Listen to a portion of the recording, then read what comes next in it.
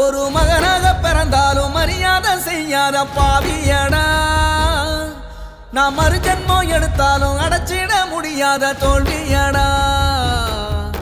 என் ஈரக்கோல ரெண்டா பிஞ்சி ஈரோ சொட்டுதடா. பூமி என்ன விட்டு தூரம் நின்னு வேகம் சுத்துதடா.